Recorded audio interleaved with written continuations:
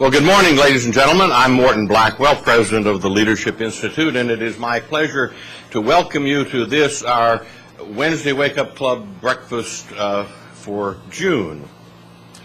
We live in interesting times. I'd like to see a show of hands. How many of you in this room have read all 484 pages of the proposed European Union Constitution? Show of hands. How many? Ah! There's one back there. Now, my guess is that about the same proportion of the people of France have read that entire 484-page document. And yet they voted pretty well overwhelmingly against it. In American politics, they say that 55% is a landslide, and if that's the case, then it was a landslide against it in France. The French are a very interesting people. I have some bit of French ancestry, so I can talk about the French if I please. The fact is that the document is not a document of limited government, but particularly a document, and I confess I haven't read it all either, but I've read enough of it to know it is a document which grants government power and centralizes government power, and yet the newspapers report that the French voted against it in many cases because they feared that the operation of the new Constitution would, in fact, increase the forces of the free market in France.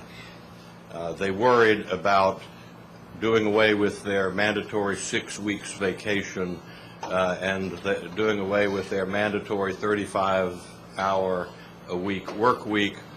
The productivity of the country might, they feared, be increased because they might have had to work harder.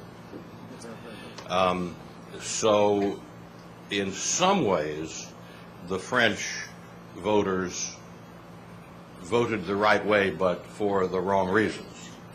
But as we speak, the Dutch are voting on this same Constitution. All the polls indicate that the vote in the Netherlands will be even greater no, and maybe they'll go back to the drawing boards.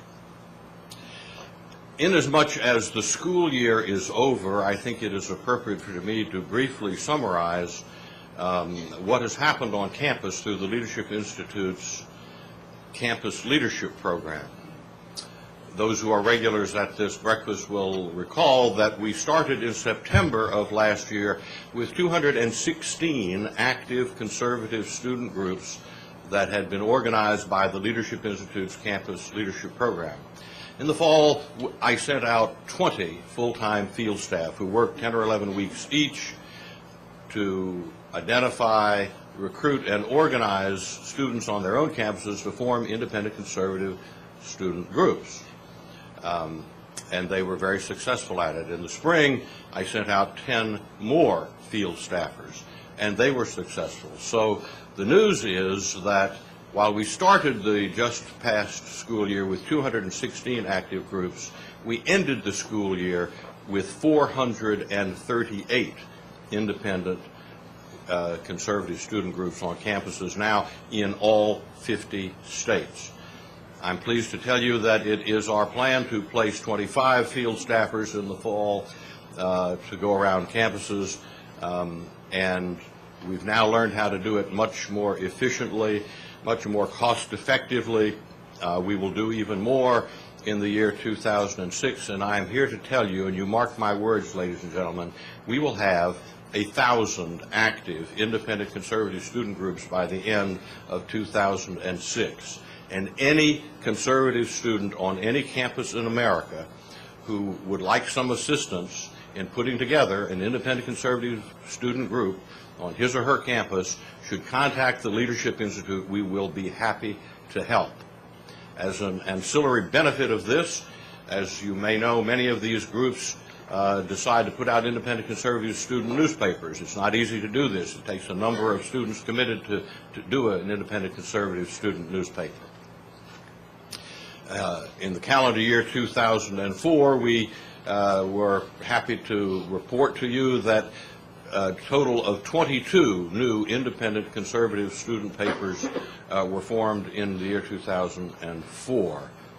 The better news is that already, after 5 months of 2005, our graduates have created 32 new campus publications this year alone, with a lot more to be organized in the fall.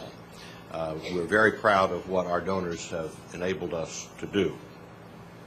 Ladies and gentlemen, you can purchase a copy of this morning's presentation or past Wednesday Wake Up Club breakfast presentations right across from the elevator after this breakfast. And our Center for Print and Broadcast Media would mail you as many of these tapes as you like at the excellent price of $15 apiece. In 2005, thus far, the Leadership Institute has trained 2,314 students. That compares with 3,800 for all of last year. And our Employment Placement Service has placed 35 job seekers. And this is a free service to both employers and employees. On the table in front of you is the Institute's 2005 school schedule.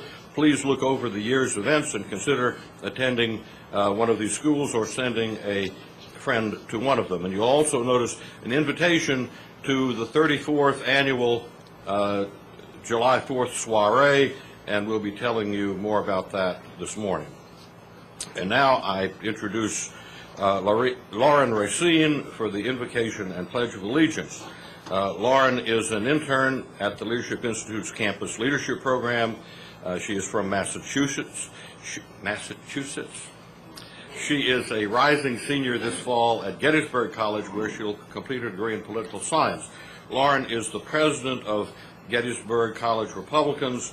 She also leads the Campus Leadership Program group in producing their online publication, thegbergforum.com. Lauren?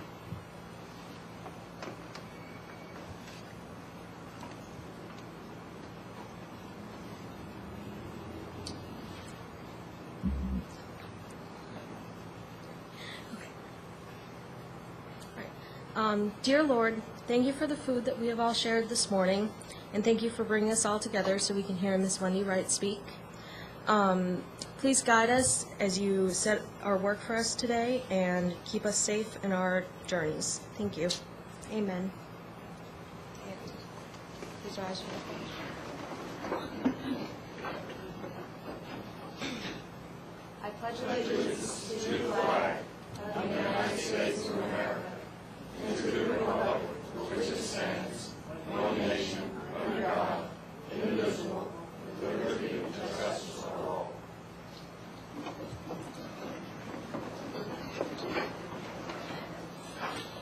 Thank you, Lauren.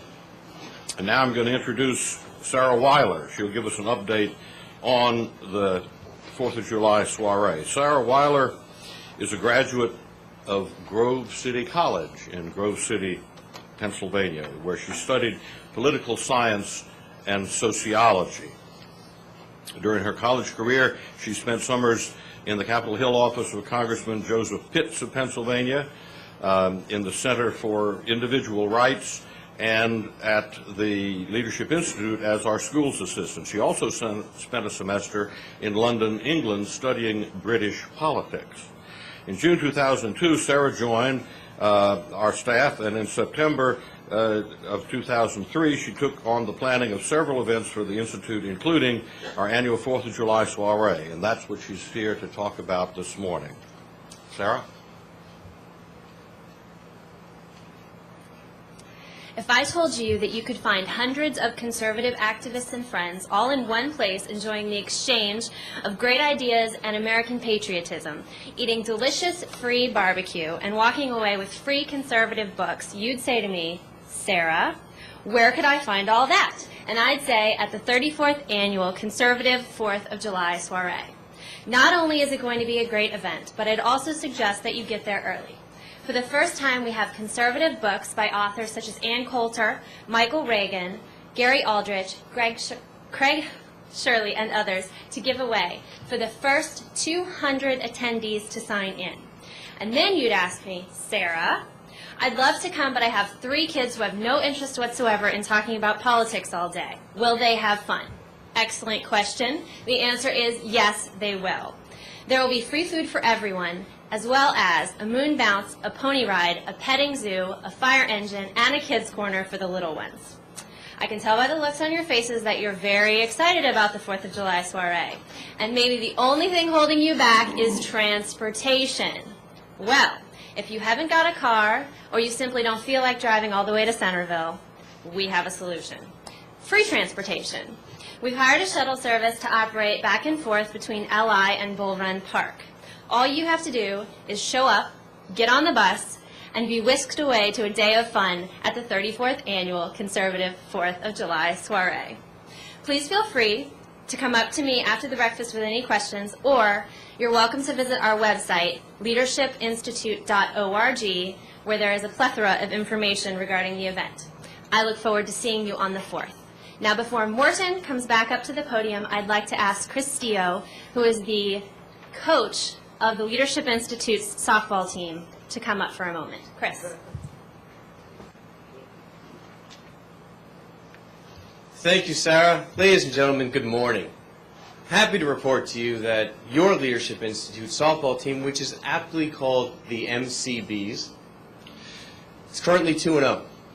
That's right, we're undefeated, ladies and gentlemen. Thank you. Thank you. Now, we're looking to make it 3-0 tomorrow when we play and defeat the National Abortion Rights Action League, Pro-Choice America. Ladies and gentlemen, this will happen. But to turn the tables a little bit on Morton today, we would like to present him, not with an Adam Smith tie, but with his own uniform. Here it is. His uniform here, we got the MCB's logo, which has a B batting, and on the back, it says MCB1. So Morton, beautiful uniform.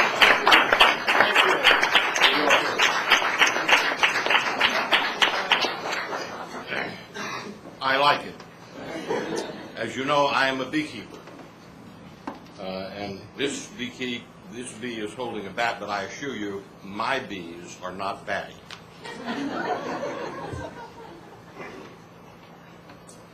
And now, to introduce our speaker, I'm presenting to you Connie Marshner.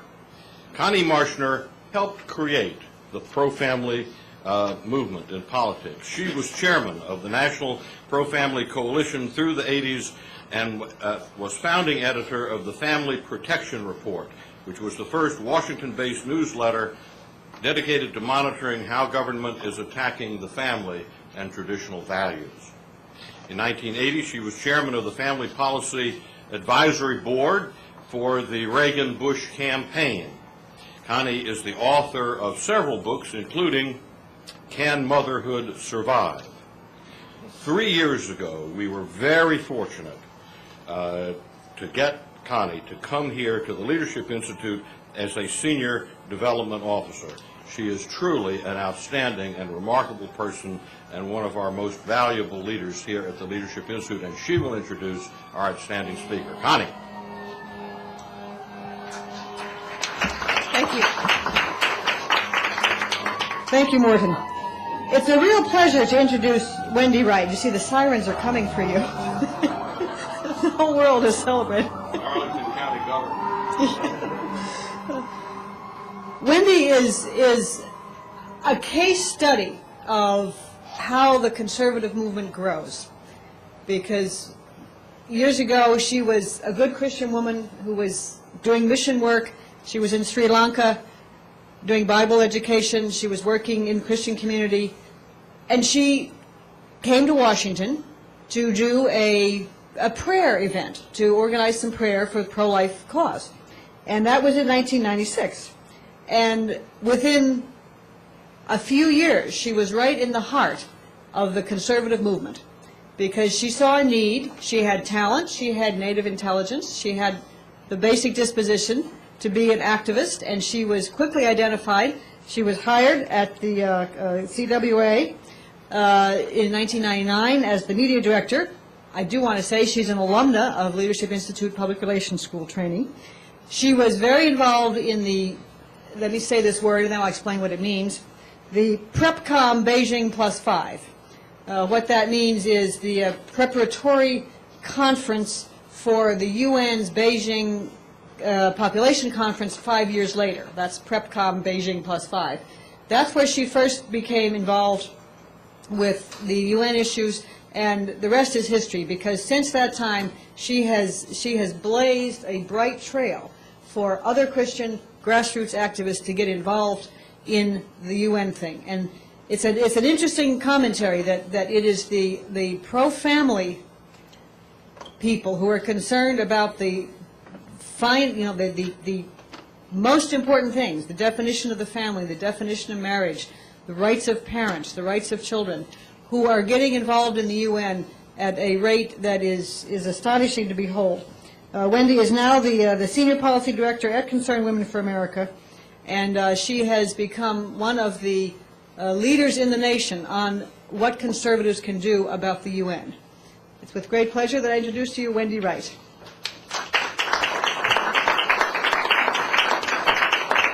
Well, thank you. It really is a great pleasure to be here at Leadership Institute. As I've described LI, as I go around the country, I explained that every conservative in Washington, D.C., at one time or another has been through LI, has been through training in something. My training had to do with public relations. My sister, who is a conservative, she's in the Midwest, she's in Ohio, she's not one who's visible in the movement, but she is training up her children in the right way to go. And what she does, she homeschools, they're very involved in their church, and they watch Fox News. And one of her children, her 6-year-old son, came up to her once and said, "Hey, Mom, let's play Beltway Boys." So she's thinking, wow, he's already gotten some, media training. But she said, great, okay, how do you play Beltway Boys? And he said, well, I'll talk and you interrupt me. Well, I think we got a little better training than that here at LI. But when we set this topic, what conservatives can do with at the United Nations, we set this topic months ago. Little did we know that I'd be speaking right when a big battle is going on in the Senate over John Bolton, President Bush's nominee to be the U.S. ambassador to the UN. And I've been a bit dismayed at hearing some of these statements by senators on the Foreign Relations Committee when they speak about the UN and who should be representing the U.S., because some of their statements imply that somehow the United Nations is morally superior to the United States. And I just think they really don't know what's going on at the UN. They don't understand how things really work. And they don't really know the kinds of things that are being debated and decided up at the UN.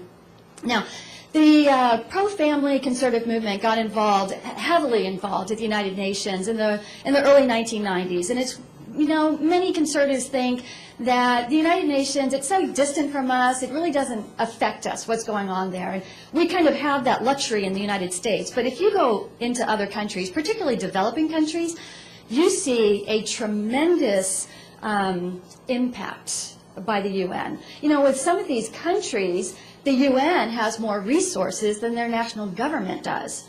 And so the policies that are set in New York, Turtle Bay, have direct effect in some of these other countries. I'll give you an example. One time I was in Nairobi on the plane flight over there. the pilot had warned that Nairobi has the second highest crime rate of any city in the world. And so we were forewarned, don't, when you're walking around the streets, well, first of all, you probably shouldn't be walking around the streets of Nairobi, but if you are, don't be carrying anything valuable. So my colleague and I, our first day out there, we were walking around the streets of Nairobi when we wanted to see the city, what was going on, but we didn't have any money. My colleague did have a camera, and she put her hotel key in the camera case. And we came across this young man who was very friendly, started talking to us, was trying to recruit us to take one of the safari tours. And he's someone who grew up in a village in Kenya. When he asked, "Why are you here?" I said, "I was here for a United Nations conference," and he asked who I was with, and I said, "I'm with a group called Concerned Women for America." And he said, "Oh, Concerned Women for America, that means you're gender sensitive."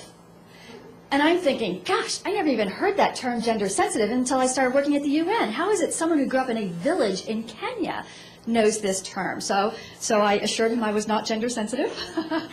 I am not a radical feminist. And then I asked him, how do you know this? And he said, well, because in our schools have been told that they must be gender sensitive, our textbooks must be gender sensitive. And so what's happening is the teachers are giving all their attention to the girls, and they're not paying any attention to the boys. And so I asked, so what kind of effect does that have? And he said, well, the boys are leaving school. And they are living on the streets. And it was not an hour later, we were mugged by a young man who clearly was not just a street child. He looked like someone who was probably about 16 years old or so. I think very likely he was someone who had just simply left school and found a more lucrative way of living, I suppose, by stealing. So these policies at the UN that get passed really do have an effect. Do they affect us here in the United States? Well, we're starting to see that more and more as we see federal judges, including our own Supreme Court judges, that are citing international documents, including documents that the U.S. has not been a party to. That includes the United Nations Treaty CEDAW, the Convention for the Elimination of All Forms of Discrimination Against Women. I describe this treaty as the Equal Rights Amendment on steroids. It goes much farther than the Equal Rights Amendment does. The United States has not ratified this treaty, and yet the Supreme Court has cited CEDAW as an example, something that we should follow. So the reason why we need to be involved at the UN as far as activists, conservative activists, is to make sure that these various policies, whether they're these non-binding documents or treaties which are binding, that as they're being drafted and debated, that our viewpoint is taken in consideration and that there is some respect for the family, or at least we can reduce the damage and we don't have things such as requiring abortion on demand. Now, our opponents, those who are in favor of things like abortion on demand and dismantling the family, because as they say, the family is an isolated institution in which violence against women take place. They don't see any benefit to the family. They've been very active at the United Nations for 30 years or so, and we weren't. And so there's been a bit of a vacuum, and they've been able to get some code languages in these documents that are then used by activists in other countries to tell their governments, their courts, and their legislators that they must institute these policies because it's the international standard. So I first got involved in 1997, and kind of a trial by fire, kind of saw how things operate at the UN. And most of the time, all we're really doing is reducing the damage, making sure that really bad language doesn't get into these documents. But I want to tell you a story today of a tremendous victory that recently took place at the UN. And it had to do with the issue of cloning, human cloning. Now, back in 2001, Germany and France went to the UN and suggested that there needs to be a treaty to ban reproductive cloning. Well, many people thought, oh, this is a wonderful thing. We don't like the idea of human cloning. We can agree to this. Well, what they didn't understand is that qualifier of reproductive cloning. So let me back up and explain what cloning is. Cloning is you take a woman's egg, suck out the nucleus of the egg, insert a cell, could be a skin cell, any kind of cell, from the person that you want to clone, insert that in the egg, give it a shot of electricity, and then you have cell division, and then you have life. That's how Dolly the sheep was created. Now, reproductive cloning, it's been argued, is when you take that cloned embryo and implant it in a woman's womb. And that embryo then grows up to the fetal stage and then up to birth. And Germany and France were saying, we don't want to have clones amongst us. We don't want to have live births, so let's draft a treaty to ban reproductive cloning. What was not said is that they wanted to have what they call therapeutic or research cloning. That is the same process. Take a woman's egg, insert a cell, shot of electricity, and then use that embryo to research upon, to experiment upon. So literally what they want to do is create a class of human beings that could be used for experimentation. Now, what was so unusual about this is that Germany was the one of the leaders asking for this treaty that would ban reproductive cloning but implicitly allow for therapeutic or research cloning. The reason this was odd is because Germany passed a national ban in 1990 against all forms of human cloning. And when you consider Germany's own national history on human experimentation, they're very sensitive to that idea, thankfully. And that's why they were one of the first in the world to say this is wrong to create human beings to experiment upon. So why was Germany now at the UN proposing this idea that would allow for research cloning? In Germany, across all political parties, the left, the right, the center, they all agree that cloning is wrong. But there are a few people in Germany that would like to have research cloning, and that include the Prime Minister. And the Prime Minister had been unsuccessful in undoing his national law. But Germany's constitution states that international law supersedes national law. So when he was unsuccessful in his own country, he went to the UN. So France and Germany did this together, introduced this concept of banning reproductive cloning. So the first year that it was debated in 2002, it was put in the 6th committee. The 6th committee deals with legal issues. I was up there for that week of debates, and as I talked with delegates, what I found is they felt incapable of dealing with this because they deal with legal issues. This was a medical, a scientific issue, and many of them thought that this would be a treaty to ban cloning. We had to explain to them the basics of what cloning is, and this really is an attempt to allow for cloning.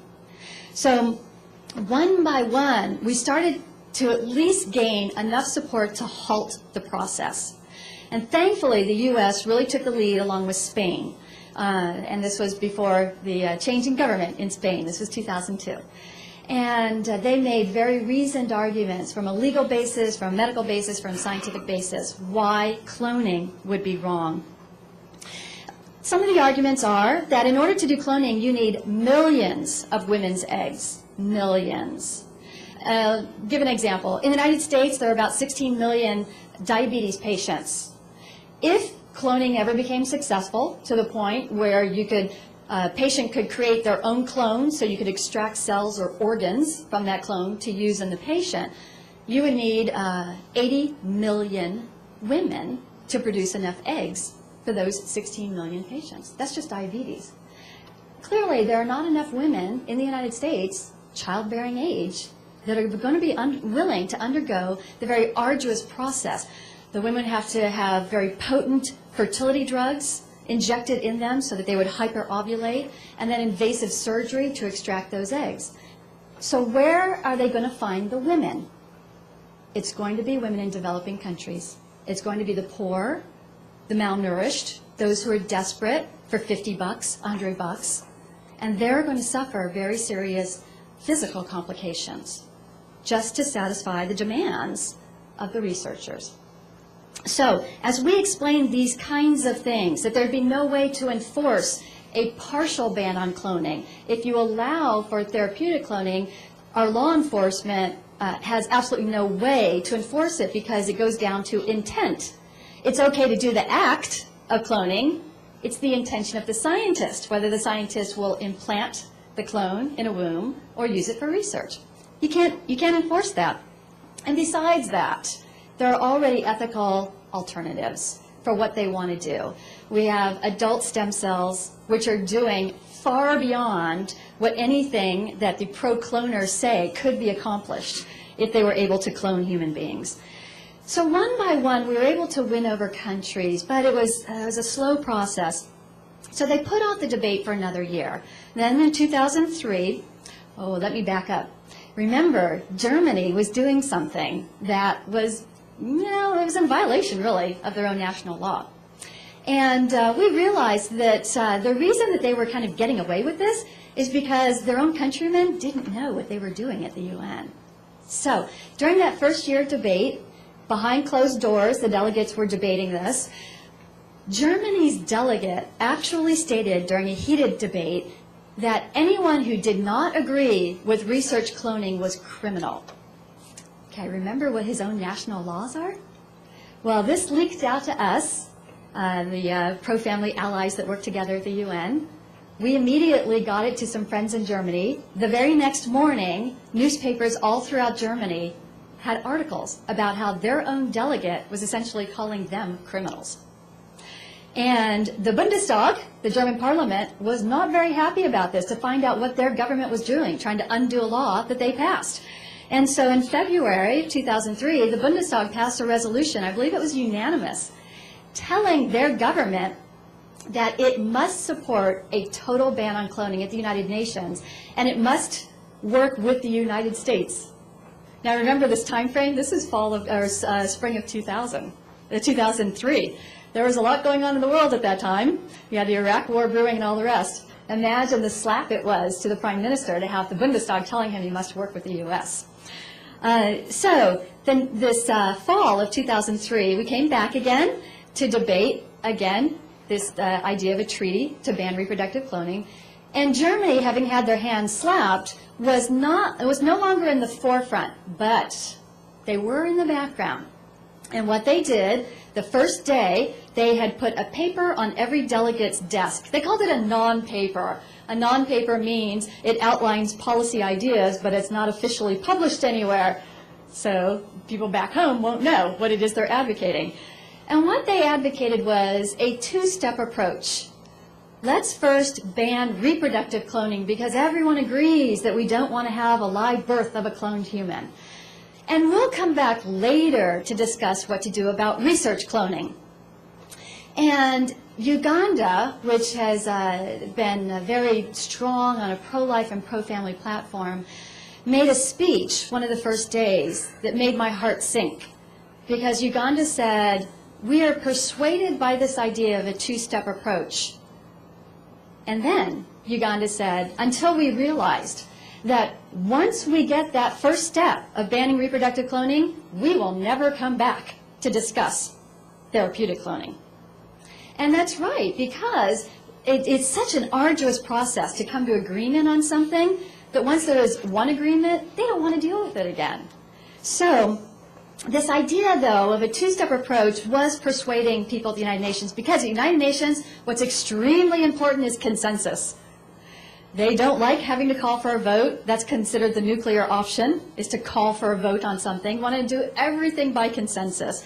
And so a very flattering thing to say to someone is that they've compromised. Oh, that's a wonderful thing that you're willing to compromise. And so Germany was looking as if they were willing to compromise by doing this two-step approach. And this was persuading some of the delegates, because we were looking so hardened by the fact that we were standing on principle. You shouldn't create a class of human beings to experiment upon, while our opponents looked so reasonable by compromising. And it was, I think, an African country that then spoke up and said, we don't agree with cloning of anything. Cloning plants, cloning animals, cloning organs, or cloning humans. But we are willing to compromise and only ban human cloning. So that year, what we did each day is we would see that our opponents would come up with a particular argument. And that night, we would prepare a flyer that would address that one argument. And the next day, we would go around with using these flyers to lobby delegates. And we were having some pretty great success, which made our opponents not too happy. And they went to the chairman and said that we were aggressively soliciting. And so we were banned from handing out the flyers on the floor at the UN. And as my colleagues said, they described it as the time that Wendy was busted in New York for soliciting. So one by one, again, we kept getting more countries on our side. And the Islamic countries were not too, they didn't have a stake in this one way or another. They didn't recognize life as beginning until quickening, which they describe as, or have defined as 40 days. And as remember what was going on during this time frame, the Iraq War and all. So they proposed a moratorium on talking about cloning for 2 years. Let's just not debate it for 2 years. And we felt pretty good that we would win this vote on a moratorium. But we're then very surprised that we lost it by one vote. Now, one of the countries that did not show up to vote was Benin. And Benin had been very outspoken on the floor of pro-life and pro-family position. Why did they not show up for this vote? It was a great betrayal. We come to find out the reason they didn't show up was because they had been approached by France. And France told them that if they voted in a way, Benin voted in a way that France did not like, then it would lose its embassy in New York. Why would it lose its embassy? Because France pays the rent. So we can have all the great arguments on our side, and we could lose in power politics. Well, it came down to this past year in 2004. The debate on it was the week before the U.S. elections. As we were meeting with delegates one-on-one, we found that they were agreeing with us, but they wanted to wait and see what happened with the U.S. elections before they decided what to do on cloning at the UN. Because I think they knew even better than American citizens do what the two positions were of the presidential candidates. They knew if John Kerry made it in as president, the U.S. position would be completely different on cloning. And so they put it off until February of this year, and thankfully, we had 3 times as many countries supporting a total ban than those that were in support of allowing the cloning of human beings for research. And at the last minute, we won. We won by 84 to 34. And as the delegate from Costa Rica had taken the lead in this debate. The delegate from Costa Rica, who I'd had a couple of conversations with throughout the years, and I'd kind of explained to him that in the United States, people are not real fans of the United Nations. And we don't necessarily think that it's this great morally superior place. After the vote, as soon as he saw me, the first thing he said is, "Now you can say one good thing has come out of the UN." So, while many are debating that the U.S. ought to pull out of the UN, in the meantime, we are there. And in the meantime, they are passing documents and treaties that will end up affecting us. And so we need to be there. We need to be active to make sure that as these are being drafted, that it's something that a federal judge can't end up using later to overturn the will of the United States citizens. Thank you very much.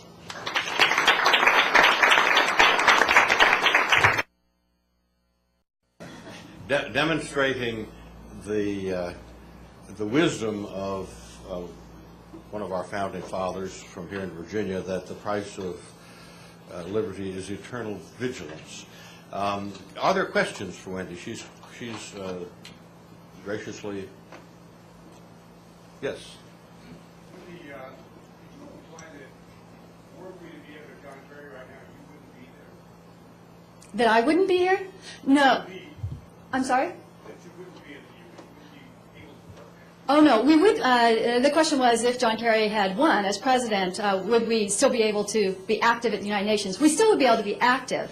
The difference would be that the United States would be taking drastically different positions, and so we wouldn't have that strong support that we have for pro-life and pro-family positions. I'll give you an idea. Under the Clinton administration, one of the things that we actually had to fight against was that the U.S. was arguing for language that would allow for the legalization of prostitution. Now, when the administration officials in Washington, D.C. were asked, is this what's happening at the UN, they denied it. But I was there. I heard our U.S. delegates arguing for this language. So it would make our job much more difficult. Another question. Ms. Wright, what particular committee or division of the United Nations do you primarily work with? Excellent question. It's actually usually the third committee, which deals with social issues. With cloning, it was in the sixth committee. And I think that ended up being somewhat of a benefit in that these were delegates that were not used to these very contentious fights over social issues. And they were a bit more objective when we made arguments. They were more open. But normally, when we're working at the UN, it's with a committee that has been heavily populated with people who have been hand-picked by certain organizations. Okay, I'll give you a little more detail on what I'm talking about. The United Nations Population Fund, which has supported China's forced abortion policy. They've been very active. They use a lot of their funding in order to place people within government positions, including who is representing these different governments on delegations at the UN. So what I found that oftentimes these delegates are not really representing the views of their country. They're representing the views of whoever paid their way there, which could be International Planned Parenthood Federation or UNFPA. Is there another question? To what extent is President Clinton working behind the scenes in the United Nations? That's a good question, asking about President Clinton and how he may be working behind the scenes at the United Nations. I think it's no secret that he would like to gain the position of Secretary General at the United Nations. The only influence that I've seen is that he's helped to set up a foundation that provides for funding of treating AIDS. And so whenever you've got big money, you have influence. And sometimes we have seen some African countries that have been influenced by the funding from this organization that has been set up by Bill Clinton.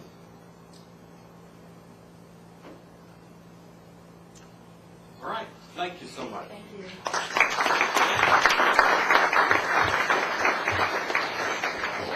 Wendy, we appreciate very much your coming, and we want to make a little presentation to you.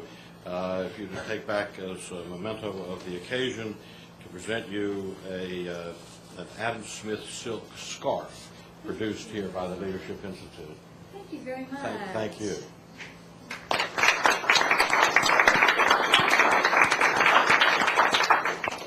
Ladies and gentlemen, it does make a big difference who wins the presidency of the United States. Just as a little footnote to this presentation, I can tell you that my wife Helen and I went as private citizens to work with conservatives at the United Nations Conference on Population and Development in Cairo, Egypt in September of 1994 during the Clinton administration. Do you know who was the head of the U.S. delegation that President Clinton had appointed? Former Congresswoman Bella Abzug of New York. Since deceased, she died an unrepentant Stalinist. And who was Bella Abzug's number 2 in command? Are you ready for this? Of the U.S. delegation? Jane Fonda. So it does make a difference who's in charge of the executive branch of the U.S. government. Please join us next month on Wednesday, July 6th. Our next Wednesday Wake Up Club breakfast will feature Dr. Lee Edwards, the brilliant historian of the conservative movement. He's a distinguished fellow at the Heritage Foundation. And Dr. Edwards, who, by the way, was a mentor of mine and a close friend, he will be discussing his new book, The Essential Ronald Reagan. And I would like to invite those guests who would enjoy a tour of the building to meet at the podium here at the conclusion of the breakfast, which is imminent. You'll depart immediately for a tour. Development Associate Christy Mead will give the tour. Christy, where are you? Christy, work your way back up here now.